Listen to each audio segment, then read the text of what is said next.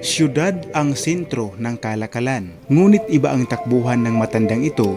Bawat araw, siya ay nagtutungo sa lugar na nahati ng bundok at karagatan upang kumuha ng isang halamang mahigit 3 dekada ng pinakikinabangan. Halaman sa ilalim ng araw at alon at binhing pinatubo ng panahon.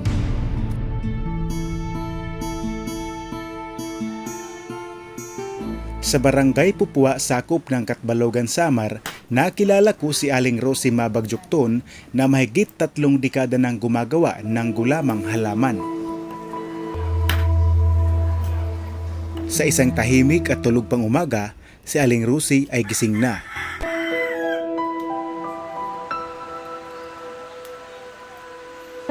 Ito ay para gawin ng mas maaga ang kanyang ginagawang hanap buhay. Natutunan kong paggawa ng gulaman, 1987.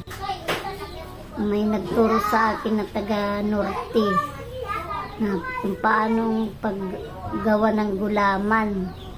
Bawat alas 5 ng umaga, depende sa takbo ng panahon, si Aling Rosie ay nagtutungo sa baybayin.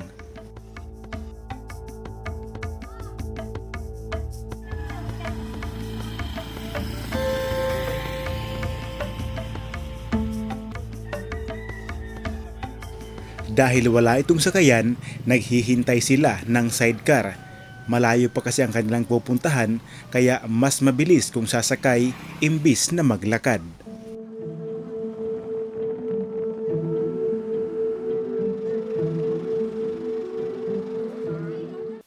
Araw-araw, bawat umaga, iba't ibang lugar o iba't ibang baybayin ang kanilang pinupuntahan.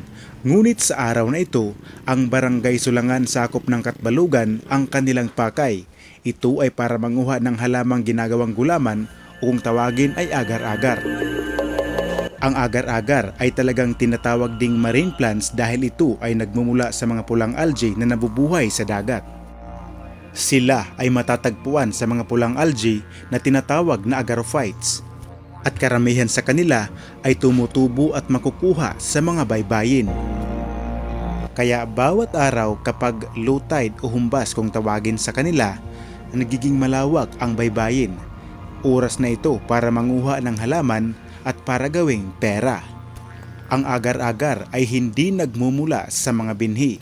Ito ay isang produkto na hinango mula sa mga pulang algae na kilala rin bilang agarophytes, kung saan ang mga algae na ito ay walang mga binhi, sa halip ay napaparami sila sa pamamagitan ng mga pores.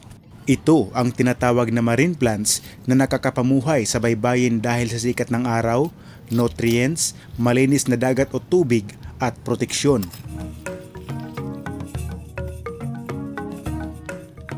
Tulad ng mga halaman sa bundok o sa lupa, kailangan ng marine plants ang sikat ng araw para sa photosynthesis. Ang mababaw na tubig sa baybayin ay nagbibigay ng sapat na sikat ng araw para sa kanilang paglaki. At ang mga baybayin ay madalas mayaman sa mga nutrients mula sa mga lupa na nahuhugas ng ulan at mga ilog. At ang mga nutrients na ito ay mahalaga para sa paglaki ng marine plants. Karamihan sa mga marine plants ay nangangailangan ng malinis na tubig para mabuhay.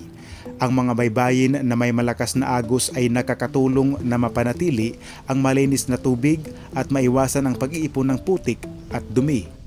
At ang mga baybayin ay kadalasang protektado mula sa malalakas na alon at hangin na nagbibigay ng mas ligtas na lugar para sa paglaki ng marine plants.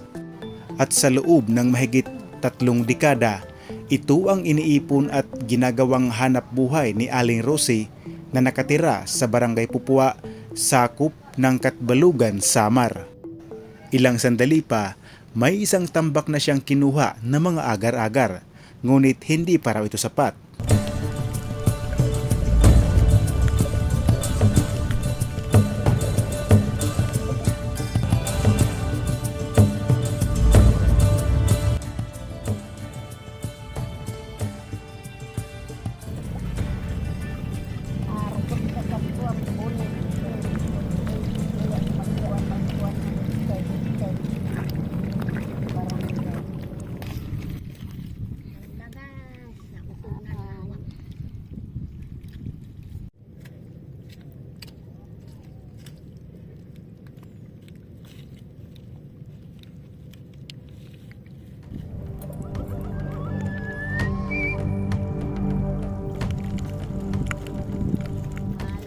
Maya-maya pa ay naghanap siya ng malaking bato.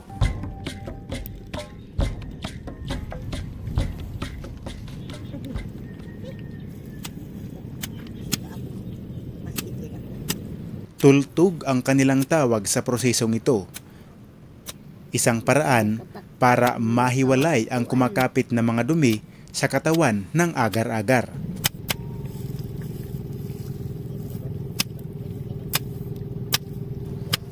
Ilang sandali pa ay hinugasan na ang mga ito sa malinis na dagat.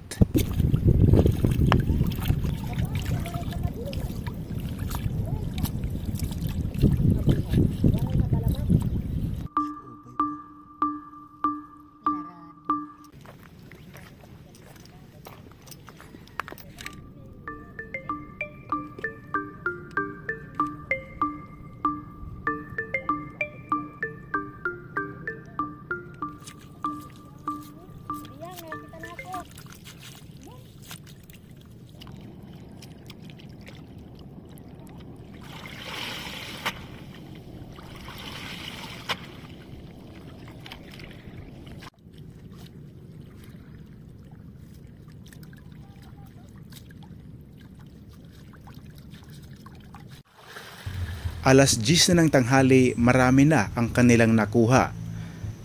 Nagdesisyon na sila na bumalik na sa kanilang tahanan.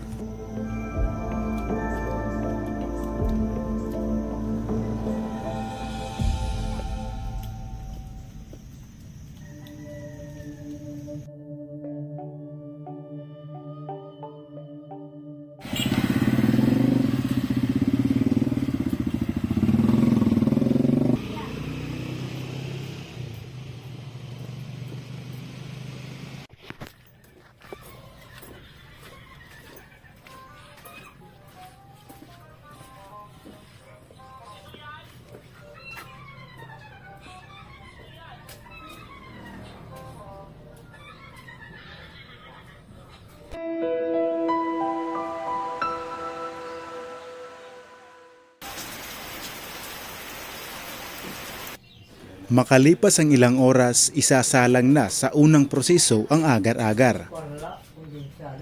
Pagkarating sa bahay ni Aling Rusi, para mas maging malinis o pulido ang kanyang pagkakaluto at pagkakagawa, binubusisi o tinatanggal isa-isa ang mga nakakapit na bato sa gamot o ugat ng agar-agar. Tulad ng karamihan sa mga marine plants, ang pagtubo ng agar-agar o ang mga pulang algae na pinagmumulan nito ay karaniwang sagana sa mga buwan na may mas maraming sikat ng araw at mas mainit na temperatura ng tubig.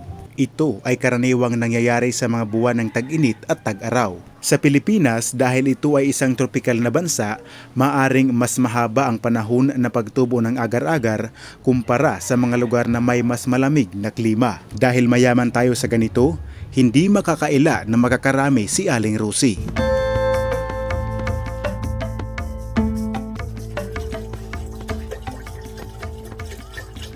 Matapos linisin at tanggalin ang mga batong nakakapit sa ugat ng agar-agar, nagpakulo na ng tubig si Aling Rusi sa kanyang kaldero.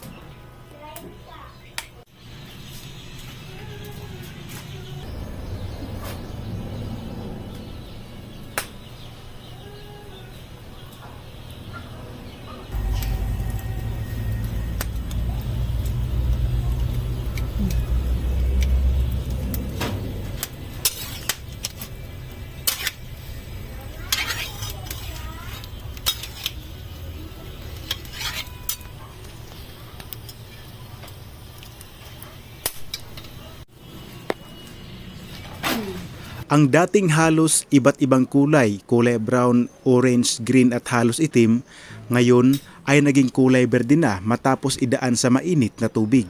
Kapag ang agar-agar ay pinakuluan, ang init ay maaring masira o maalis dahil sa pigment ng phycoerythrin at phycocyanin na responsable sa kulay ng pula nito. Ang init ng kumukulong tubig ay maaaring magdulot sa pagbabago sa estruktura ng silwol ng agar-agar. Ngunit bago ito maging ganap na gulaman o isang produkto, kailangan munang dumaan sa isang proseso. Binibilad muna tapos hanggang sa magputi. Matapos pakuluan, kailangang idaan sa mainit na araw ang agar-agar hanggang ito ay maging kulay puti.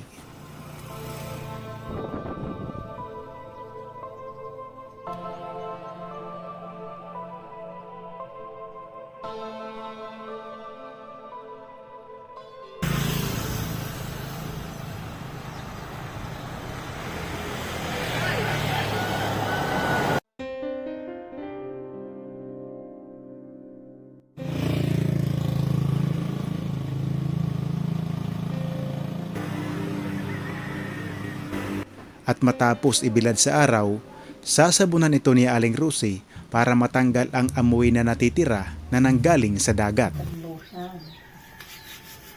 Pagtulong sa buong kadisis.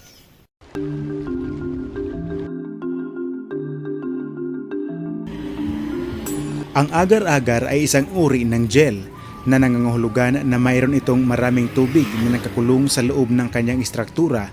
Kapag na-expose sa init ng araw o ibilad, ang tubig na ito ay sumisingaw.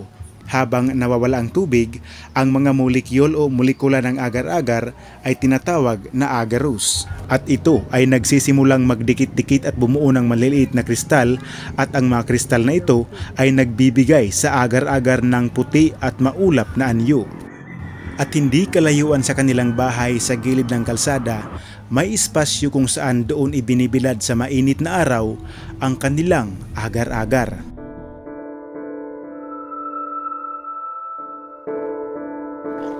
Matapos ibilad, muling kukunin ang pinatuyong agar-agar at ito na ay buo ang kanyang pagkaputi. Kung kanina ginamitan ng sabon para matanggal ang amoy at muling binanlawan para matanggal ang amoy ng sabon, ngayon muling babanlawan ito para linisin at para na rin palambutin dahil sa tubig.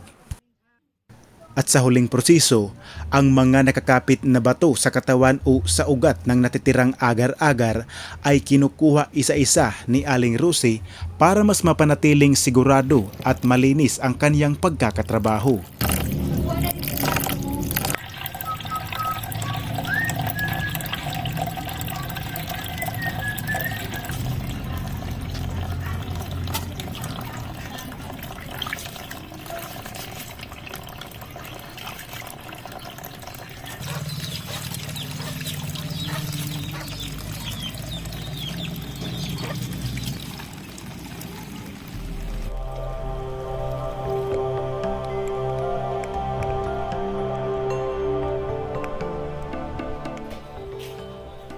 Ilang sandali pa ang dating kulay green na kulay ng agar. Ngayon, naging kulay puti na ito at muling niluto sa kanyang saingan. Para mas madaling maging malambot ang katawan ng gulaman o agar, ginagamitan ito ng suka na galing sa niyog. Ang agar-agar ay isang gulaman na gawa sa halamang dagat. Ito ay ginagamit sa paggawa ng mga dessert at iba pang pagkain. Kapag nilagyan ng suka ang mga agar-agar, ito ay natutunaw dahil sa asido na taglay ng suka. Ang asido ay sumisira sa mga molekula ng agar-agar at nagiging dahilan upang ito ay matunaw. Ang asido ng suka ay tinatawag na acetic acid. Ito ang dahilan kung bakit maasim ang suka. Ang konsentrasyon ng suka ay maaari ring makaapekto sa kung gaano kabilis matunaw ang agar-agar. Kung mataas ang konsentrasyon ng suka, mas mabilis itong matunaw. Ngunit ang agar-agar ay hindi lamang natutunaw sa suka. Ito rin ay maaaring matunaw sa iba't ibang asido tulad ng lemon juice at kalamansi. Ngunit hindi lamang dapat dumepende sa asido ng suka para matunaw ang katawan ng agar-agar. Kailangan ding malakas ang temperatura ng init o apoy na nanggagaling sa panggatong na kahoy. Nakakadayon.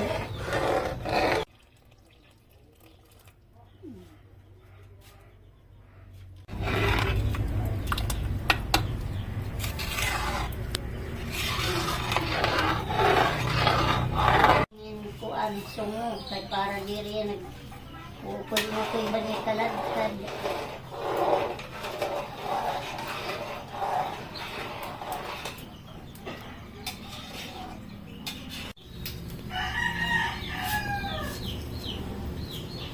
Nasaraan na niya sa akin. Ang halamang ito ay maaring gamitin upang makalikha ka ng iba't ibang klase ng produkto. Taong 1987 nang nagsimula si Aling Rosie sa paggagawa ng produkto na ito. Kung noon, ang bawat kilo ay nagkakahalaga lamang ng 8 pesos dahil mura pa noon ang kanyang binibili gamit sa panggatong na kahoy. Sa takbo ng mahabang panahon, tumataas ng tumataas ang mga bilihin, tinataasan na rin ang kanyang panindang produkto. Hanggang sa kasalukuyan, ito na ay nagkahalaga ng 70 pesos ang bawat kilo.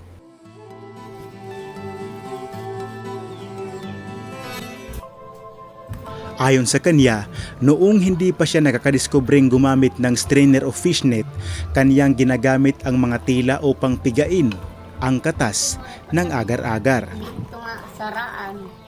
Ngunit dahil sa mainit pag hinahawakan at mano-mano nilang hinugasan ang kanilang kamay sa malamig na tubig, ito ay nag-iwan sa kanila ng sakit sa katawan. At makalipas ang mahabang panahon, napag-isipan niyang gumawa ng strainer o mano-manong salaan.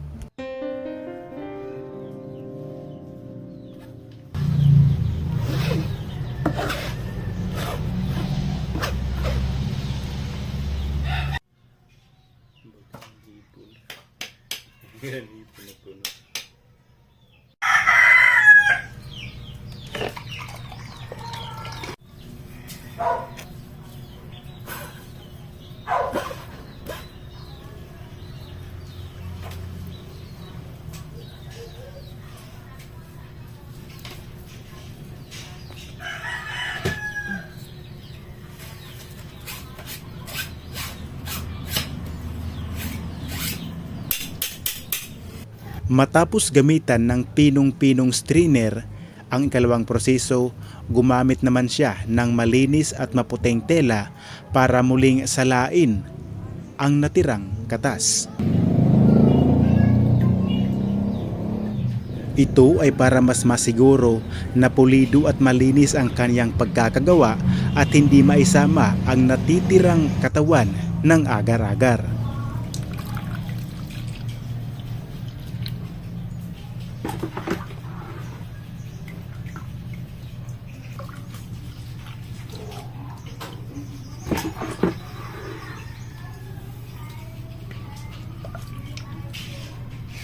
Kabuksan mo.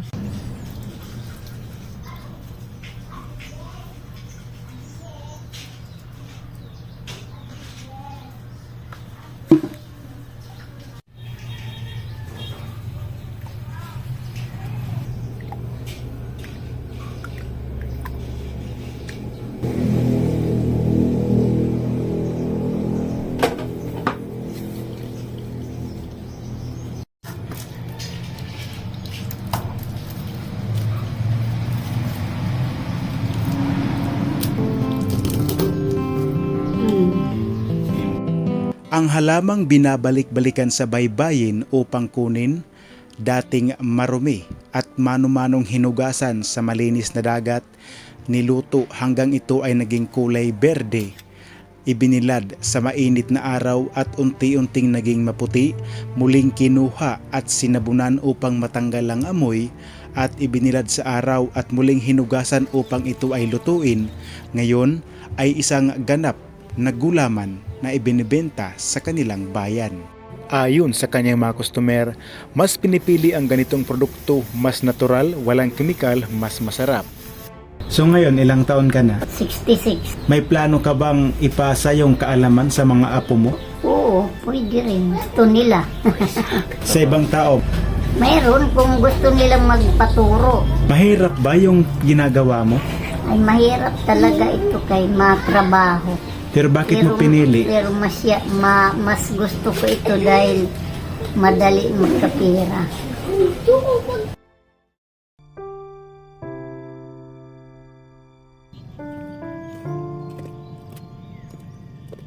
Isang malaking inspirasyon at magandang ihimplo ang ibinibigay ni Aling Rosie sa ating lipunan. Praktikal ang kanyang dahilan kung bakit ginagawa niya ang ganitong klaseng pamumuhay. Mahirap at nakakapagod man, ito ay para magkapera sa marangal na pamamaraan. Mula dito sa Barangay Pupua, sakop ng Katbalugan, Samar, ako po si Antonio Cabubas at ito ang Province Life TV, Explore and Docu Network.